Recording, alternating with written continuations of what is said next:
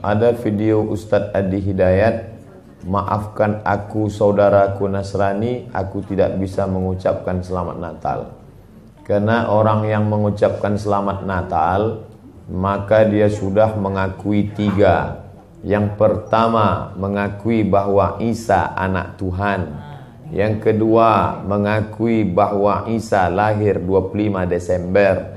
Yang ketiga, mengakui bahwa Isa mati di palang salib. Ketiga-tiga ini dibantah oleh Al-Quran. Bahwa Isa anak Tuhan dibantah. Laqad kafaral ladzina qalu innallaha salisu salasah. Kafirlah orang yang mengatakan Isa Trinitas dan anak Tuhan. Tentang Nabi Isa lahir tanggal 25 Desember dibantah. Ketika Maryam memegang Isa, tidak ada makanan karena terlahir di tepian kota. Allah memerintahkan menggoncang pangkal batang pohon korma. Tusakit alaiki rutaban jania, gugur buah korma yang mengkal. Buah korma mengkal ada pada musim panas bulan Juli Agustus. Ketika Isa lahir, kambing-kambing sedang digembalakan di padang rumput. Sedangkan bulan 12 rumput tidak tumbuh karena tertutup salju.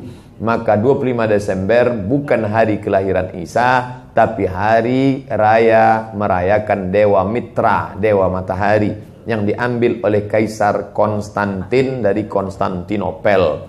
Lalu kemudian tentang Isa mati di palang salib dibantah Al-Quran. Wa ma qataluhu, mereka tidak membunuhnya. Wa ma salabuhu, mereka tidak menyalibnya. Walakin syubbihalahum, ada orang lain yang diserupakan wajahnya dengan Isa. Dialah Yudas Iskariot, murid Isa yang menjual imannya dengan beberapa keping uang emas. Saya punya kawan Kristen Masehi, tapi dalam masalah hubungan baik, masalah ngasih makanan, masalah beri pakaian, oke. Tapi kalau sudah terkait dengan akidah, wala ana abidu ma'abadtum wala antum abiduna ma'abud lakum dinukum waliyadin. Tentang masalah tahun baru, apakah 1 Januari itu bersih, tidak ada hubung kait dengan agama? Maka tidak benar. 1 Januari 2018 Masehi, seolah-olah Masehi terkait dengan Al-Masih Isa alaihissalam.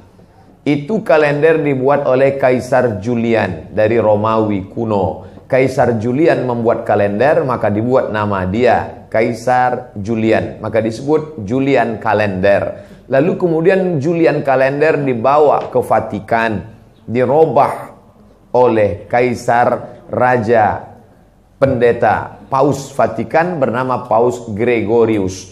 Maka sampai sekarang disebut dia dengan Gregorian kalender. Lalu kemudian ketika terbentuk PBB, United Nation, Persatuan Bangsa-Bangsa, bingung mau pakai kalender apa. Di dunia banyak sekali kalender. Maka diseragamkanlah, dipakailah Gregorian kalender. Yang sebelumnya kita kerajaan Pasundan, kerajaan Demak, kerajaan Riau, Sendripura itu pakai kalender Hijriah. Termasuk Yogyakarta pakai kalender Saka, karena Sultan Agung Jawa mengkawinkan antara kalender Jawa dengan kalender Hijriah. Karena ingin mendamaikan antara Jawa dengan Islam. Maka setiap menyambut tahun baru Saka sekaligus menyambut tahun baru Hijriah. Kalender Masehi muncul belakangan, tidak tepat penisbatannya kepada Al-Masih karena Isa tidak tahu menahu tentang itu. Itu murni diambil oleh Kaisar Gregorius yang diambilnya ke Vatikan menjadi Gregorian kalender. Jadi kita menyatakan tahun baru, betul tahun baru, tapi tahun baru Romawi. Tahun baru Romawi, jangan kaitkan kepada Isa alaihissalam. Dia masih terkait. Adapun tahun baru Jepang tak ada terkait dengan akidah. Nah ini tahun kalender yang baru. Tidak meyakini bahwa dengan kalender yang baru ini nasib berubah menjadi baru. Siapa yang asap malam itu paling banyak mengepul ke atas, maka rezekinya yang paling murah. Lalu membakar ayam sampai 2000 ekor. Nah, oleh sebab itu saya anjurkan anak-anak muda, remaja-remaja masjid, tanggal 31 malam tanggal 1 setiap masjid semuanya buat kajian, iktikaf, zikir, muhasabah supaya jangan keluyuran ke sana kemari. Hanya 2 saja. Anak-anak muda pergi ke masjid mulai jam 10, jam 11, jam 12, jam 1, jam 2 atau habis isya tidur. Saya nggak bisa tidur Pak Ustadz. Biasa malam kalau nggak bisa tidur, habis isya makan Antimo 2. Nguap tidur langsung. Itu saja. Adapun nanti Ustadz malam tahun baru apakah buat muhasabah di masjid? Enggak. Saya berangkat 28, 29 umroh, maka tahun baru di Madinah. Tahun lalu juga begitu. Tapi tahun sebelumnya dibuat acara muhasabah. Wallahu a'lam.